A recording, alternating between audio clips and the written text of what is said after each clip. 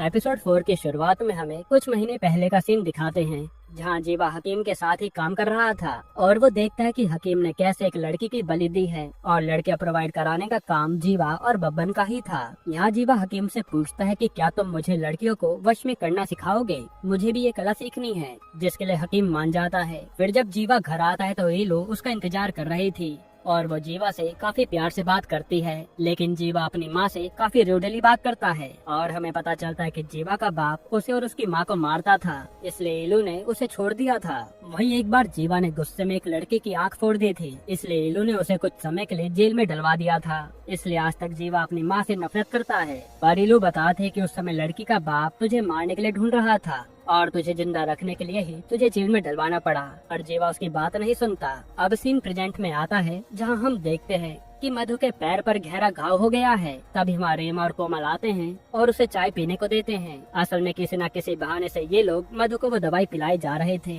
इसके बाद मधु से मिलने अरुण आता है और मधु उससे बात भी नहीं करती। इधर हॉस्टल में निक्की की मॉम और बहन आते हैं उसे ले जाने के लिए, क्योंकि निक्की थी तो अमीर घर से, लेकिन वो हॉस्टल से निकलने का नाम नहीं ले रही थी। फिर जब ये लोग निक्की को जबरदस्ती यहाँ से ले जाने लगती हैं, तभी गेट पार करते ही निक्की के नाक और मुंह से खून बहने लगता है और निक्की वापस हॉस्टल में आ जाती है, जो देखकर साफ था कि इन लड़कियों को यहाँ से वो आत्मा जाने देना नहीं चाहती। इधर जॉब पर मधु सोहिनी की बिल्ली को खाने के लिए देती है, लेकिन आज वह बिल्ली मधु से डर रही थी। तभी मधु को पता नहीं क्या होता है और वो गुस्से में बिल्ली को ही मारने वाली होती है, पर सोहिनी की बेटी आकर उसे रोक देती है और मधु नॉर्मल हो जाती है। यहाँ इलू आकर बब्बन से मिलती है और कहती है कि ये पायल उस लड़के के पास से मिली है जो तेरी दुकान पर मौजूद है और अब तुझे कोई बचा नहीं पाएगा। जिस पर बब्बन भी गुस्से में कहता है कि जीवा नहीं, उस लड़के की लाश फेंकने से पहले वो पायल निकाली थी। और ये सुनकर इलू कहते कि तुझे तो मैं जेल पहुंचाऊंगी, लेकिन बब्बन कहता कि मैं जेल गया तो जीवा का नाम भी ले लूंगा। तब इलू समझ जाते है कि हकीम ने ही उस लड़की को मारा होगा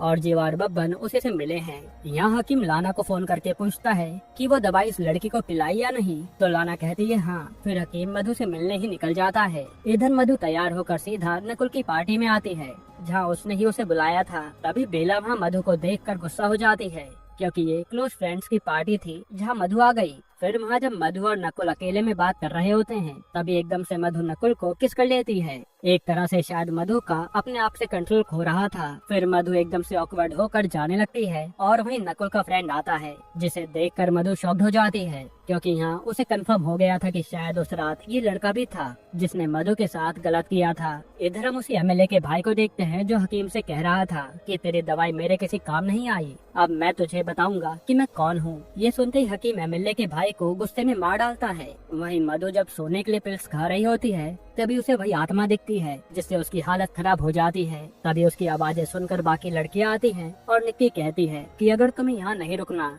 तो अपने शहर वापस चली जाओ, क्योंकि ये कमरा रहने लायक नहीं है। पर मधु कहती है कि मैं ग्वालियर वापस नहीं जा सकती और वहाँ जो कुछ भी हुआ वो सब इन्हें बता देती है। तभी रीमा मधु को सूप पीने के लिए देती है और उसमें भी इन्होंने वही हकीम की दवा मिलाई हुई थी। फिर जब मधु सोने लगती है, तभी उसे गेट नॉक होने की आवाज आती है और सारी लड़कियाँ वहीं इकट्ठी हो जाती है। उसी समय मधु को एकदम से वही साया दिखता है और मधु दूर जाकर गिरती है। तब ये सब दूर खड़ा वही हकीम देख रहा था और वो कहता है कि मैं अब इस लड़की को कैद करके अपनी ताकत बढ़ाने के लिए इस्तेमाल करूंगा, जिससे मेरी बीमारी ठीक हो जाएगी।